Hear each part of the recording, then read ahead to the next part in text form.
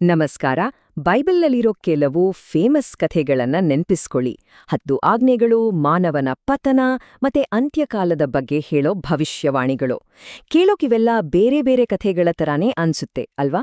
ಆದ್ರೆ ಒಂದು ವೇಳೆ ಇವೆಲ್ಲದರ ಹಿಂದೆ ಒಂದೇ ಒಂದು ಗುಪ್ತವಾದ ದೈವಿಕ ಪ್ಲಾನ್ ಇದ್ರೆ, ಬನ್ನಿ ಈ ಒಂದು ಇಂಟರೆಸ್ಟಿಂಗ್ ಕನೆಕ್ಷನ್ ಬಗ್ಗೆ ಇವತ್ತು ನೋಡೋಣ. ಇವತ್ತಿನ ನಮ್ಮ ವಿಶ್ಲೇಷಣೆಯ ಮುಖ್ಯ ಪ್ರಶ್ನೆನೇ ಇದು. ಈ 4 ಪ್ರಮುಖ ಬೈಬಲ್ ಘಟನೆಗಳನ್ನ ಜೋಡಿಸೋ ಆ ಒಂದು ಎಳೆ ಯಾವುದು? ನಾವು ಮುಂದೆ ನೋಡೋ ಹಾಗೆ ಈ ಸಂಬಂಧ ಏನೋ ಕಾಕತಾಳೀಯ ಅಲ್ಲ, ಬದಲಿಗೆ ಇದು ಒಂದು ತುಂಬಾನೇ ಆಳವಾದ ದೈವಿಕ ಮಾದರಿಯನ್ನ ನಮ್ಮ ಮುಂದೆ ತೆರೆದಿಡುತ್ತೆ. ಈ ಮಾದರಿಯನ್ನ ಅರ್ಥ ಮಾಡ್ಕೊಳ್ಳೋಕೆ ನಾವು ಮೊದಲು ಆ ದೈವಿಕ ಮಾದರಿ ಅಂದ್ರೆ ಏನು ಅಂತ ನೋಡ್ತೀವಿ. ಆಮೇಲೆ ಒಂದೊಂದಾಗಿ ಆರಾಧನೆ, ಅಧಿಕಾರ ಮತ್ತೆ ಗುರುತಿನ ಪರೀಕ್ಷೆಗಳನ್ನ ನೋಡಿ ಕೊನೆಗೆ ವಿಶ್ರಾಂತಿಯ ವಾಗ್ದಾನದೊಂದಿಗೆ ಇದನ್ನ ಮುಗಿಸೋಣ. ಸರಿ, ಈಗ ನಾವು ಬೈಬಲ್ನ 4 ಮುಖ್ಯ ಘಟನೆಗಳನ್ನ ನೋಡೋಣ.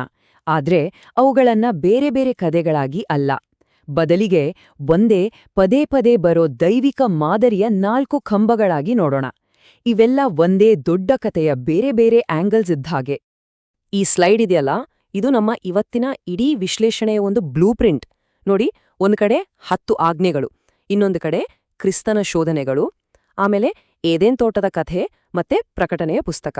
ಈ 4 ಕಂಬಗಳು ಒಂದೇ ರೀತಿಯ ಪರೀಕ್ಷೆಯನ್ನ ಹೇಗೆ ತೋರಿಸುತ್ತೆ ಅಂತ ಈಗ ಒಂದೊಂದಾಗಿ ನೋಡೋಣ ಬನ್ನಿ. ಸರಿ, ನಮ್ಮ ಮೊದಲ ಪ್ಯಾರಲಲ್ ನೋಡೋಣ. ಆರಾಧನೆಯ ಪರೀಕ್ಷೆ. ಇದು ತುಂಬಾನೇ ಬೇಸಿಕ್ ಆದ ಒಂದು ಪ್ರಶ್ನೆ ಕೇಳುತ್ತೆ. ನಮ್ಮ ಆರಾಧನೆಗೆ ನಿಜವಾಗ್ಲೂ ಯೋಗ್ಯರು ಯಾರು? ಇಲ್ಲಿರೋ ಕನೆಕ್ಷನ್ ನೋಡಿ. ಮೊದಲ ಆಜ್ಞೆ ಏನ್ ಹೇಳುತ್ತೆ? ದೇವರನ್ನು ಮಾತ್ರ ಆರಾಧಿಸಿ ಅಂತ. ಆದ್ರೆ ಕ್ರಿಸ್ತನಿಗೆ ಬಂದ ಮೊದಲ ಟೆಂಪ್ಟೇಷನ್ ಏನು?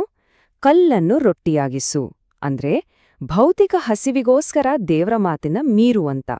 ಇದು ತುಂಬಾನೇ ಕ್ಲಿಯರ್ ಆದ ಒಂದು ಪರೀಕ್ಷೆ. ನಮ್ಮ ಆರಾಧನೆ ಯಾರಿಗೆ? ನಮ್ಮ ಹೊಟ್ಟೆಗೋ ಅಥವಾ ದೇವ್ರಿಗೋ ಅನ್ನೋದು. ಮಾನವನ ಮೊದಲ ಪಾಪಕ್ಕೆ ಕಾರಣ ಏನು? ತಿನ್ನಲು ಒಳ್ಳೆಯದು ಅನ್ನೋ ಆಸೆ, ಅಂದ್ರೆ ಶರೀರದ ಆಸೆ. ಇದು ಪ್ರಕಟಣೆಯ ಪುಸ್ತಕದ ಕೊನೆಯ ಆಜ್ಞೆಗೆ ಡೈರೆಕ್ಟ್ ಆಗಿ ವಿರುದ್ಧವಾಗಿದೆ. ಯಾಕೆಂದ್ರೆ ಪ್ರಕಟಣೆ ಪುಸ್ತಕ ಹೇಳೋದು ಎಲ್ಲಾ ಆರಾಧನೆಯೂ ಸೃಷ್ಟಿಕರ್ತನಿಗೆ ಮಾತ್ರ ಸೇರ್ಬೇಕು ಅಂತ.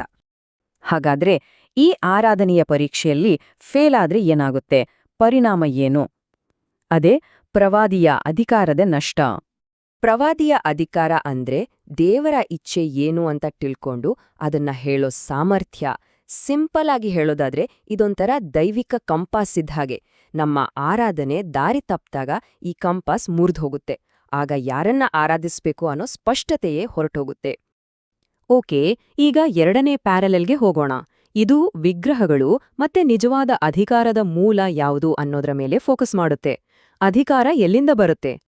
ಈ ದೃಶ್ಯ ಒಂದು ಪವರ್ಫುಲ್ ಸತ್ಯವನ್ನ ಹೇಳುತ್ತೆ. ನೋಡಿ, ಈ ಪ್ರಪಂಚದ ಎಲ್ಲಾ ರಾಜ್ಯಗಳಿಗೋಸ್ಕರ ಸೈತಾನನನ್ನ ಆರಾಧಿಸೋ ಶೋಧನೆ ಇದೆಯಲ್ಲ, ಇದು ವಿಗ್ರಹಾರಾಧನೆಯ ಅಲ್ಟಿಮೇಟ್ ಫಾರ್ಮ್. ಅಂದ್ರೆ ದೇವರ ಅಧಿಕಾರವನ್ಬಿಟ್ಟು ಸೃಷ್ಟಿಯಾದ ಒಂದು ವಸ್ತುವಿನಿಂದ ಅಧಿಕಾರ ಪಡ್ಕೊಳ್ಳೋ ಪ್ರಯತ್ನ ಇದು. ಇಲ್ಲಿರೋ ಹೋಲಿಕೆ ನೋಡಿ. ನಿಷೇಧಿತ ಹಣ್ಣು ನೋಡೋಕೆ ಚೆನ್ನಾಗಿತ್ತು, ಇದು ಕಣ್ಣಿನ ಆಸೆ. ಅದೇ ತರ ಪ್ರಕಟಣೆಯಲ್ಲಿ ಜನರು ಮೃಗವನ್ನು ಪೂಜಿಸ್ತಾರೆ. ಎರಡೂ ಕೇಸ್ನಲ್ಲಿ ದೇವರ ಅಧಿಕಾರವನ್ನು ತಿರಸ್ಕರಿಸಲಾಗಿದೆ. ಇದು ನೋಡೋಕೆ ಚೆನ್ನಾಗಿದೆ ಅನ್ನೋದ್ರಿಂದ ಶುರುವಾಗಿ ಕೊನೆಗೆ ತಪ್ಪು ಅಧಿಕಾರಕ್ಕೆ ಶರಣಾಗೋದ್ರಲ್ಲಿ ಎಂಡ್ ಆಗುತ್ತೆ. ಈ ಅಧಿಕಾರದ ಪರೀಕ್ಷೆಯಲ್ಲಿ ಫೇಲ್ ಆದ್ರೆ ಏನಾಗುತ್ತೆ? ಅದರ ಪರಿಣಾಮ ರಾಜಕೀಯ ಅಧಿಕಾರದ ನಷ್ಟ. ರಾಜಕೀಯ ಅಧಿಕಾರ ಅಂದ್ರೆ ದೇವರು ನಮಗೆ ಕೊಟ್ಟಿರೋ ಜವಾಬ್ದಾರಿಯ ಕ್ಷೇತ್ರವನ್ನ ಆಳುವ ಸಾಮರ್ಥ್ಯ.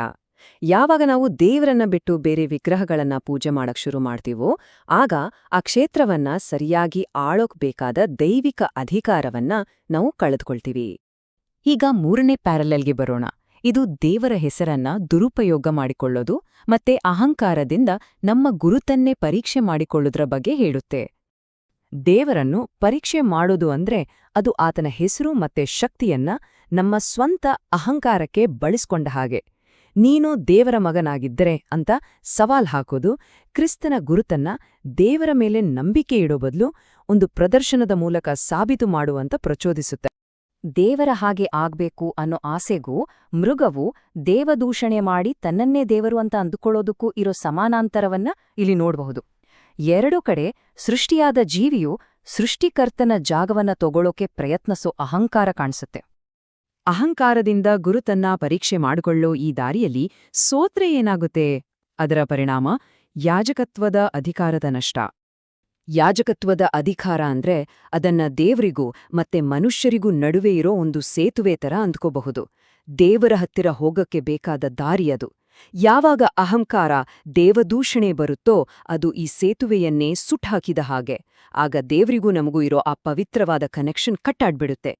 ಸರಿ, ಈಗ ಕೊನೆಯ ಭಾಗಕ್ಕೆ ಬಂದಿದ್ದೇವೆ. ಈ ಸಬ್ಬತ್ತಾಜ್ಞೆ ಇದೆಯಲ್ಲ, ಇದು ನಾವು ಇದುವರೆಗೂ ಮಾತಾಡಿದ್ದ ಎಲ್ಲಾ ವಿಷಯಗಳನ್ನ ಹೇಗೆ ಒಂದಕ್ಕೊಂದು ಜೋಡಿಸುತ್ತೆ ಅಂತ ನೋಡೋಣ. ಈ ಹಂತಗಳು ಇದನ್ನ ಅದ್ಭುತವಾಗಿ ವಿವರಿಸುತ್ತೆ. ನೋಡಿ, ಮೊದ್ಲಿನ 3 ಪರೀಕ್ಷೆಗಳಲ್ಲಿ ಫೇಲ್ ಆಗಿದ್ರಿಂದ ಬಂದ ಪಾಪ ದೇವರ ಕ್ರಮ ಮತ್ತೆ ವಿಶ್ರಾಂತಿಗೆ ಒಂದು ದೊಡ್ಡ ಥ್ರೆಟ್ ಆಗುತ್ತೆ. ಮೃಗವು ಸಮಯ ಮತ್ತೆ ನಿಯಮಗಳನ್ನ ಬದಲಾಯಿಸೋಕೆ ಟ್ರೈ ಮಾಡೋ ಮೂಲಕ ದೇವರು ಸೃಷ್ಟಿ ಮಾಡಿದ ವಿಶ್ರಾಂತಿಯ ಆ ಒಂದು ರಿದಮನ್ನೇ ಹಾಳು ಮಾಡೋಕೆ ನೋಡುತ್ತೆ. ಆದ್ರೆ ಈ ಮಾದರಿ ಕೇವಲ ಪರೀಕ್ಷೆ ಮತ್ತೆ ನಷ್ಟದ ಬಗ್ಗೆ ಮಾತ್ರ ಹೇಳೋದಿಲ್ಲ. ಇದು ಒಂದು ಗಟ್ಟಿಯಾದ ವಾಗ್ದಾನವನ್ನೂ ಸಹ ತೋರಿಸುತ್ತೆ. ಕೊನೆಗೆ ಬಾಬೆಲ್ ಖಂಡಿತವಾಗಿಯೂ ಪತನಗೊಳ್ಳುತ್ತೆ ಮತ್ತೆ ದೇವ್ರು ಅಂದುಕೊಂಡಿದ್ದ ವಿಶ್ರಾಂತಿಯ ಯೋಜನೆ ಪೂರ್ತಿಯಾಗಿ ನೆರವೇರುತ್ತೆ. ಇದು ಕಥೆಯ ಅಂತ್ಯವಲ್ಲ, ಬದಲಿಗೆ ಒಂದು ಹೊಸ ಆರಂಭ. ಹಾಗಾದ್ರೆ ಈ ಒಂದು ಕೊನೆಯ ಪ್ರಶ್ನೆಯೊಂದಿಗೆ ನಮ್ಮ ವಿಶ್ಲೇಷಣೆಯನ್ನ ಮುಗಿಸೋಣ. ಈ ಹಳೆ ಮಾದರಿ ಇವತ್ತಿಗೂ ಸಹ ಅನ್ವಯಿಸುತ್ತಾ? ಇಂದು ನಾವು ಎದುರಿಸ್ತಿರುವ ಆರಾಧನೆ, ಅಧಿಕಾರ ಮತ್ತೆ ಗುರುತಿನ ಪರೀಕ್ಷೆಗಳನ್ನ ಗುರುತಿಸೋಕೆ ಈ ಬ್ಲೂಪ್ರಿಂಟ್ ನಮ್ಗೆ ಸಹಾಯ ಮಾಡ್ಬೋದಾ? ಇದರ ಬಗ್ಗೆ ಯೋಚನೆ ಮಾಡಿ.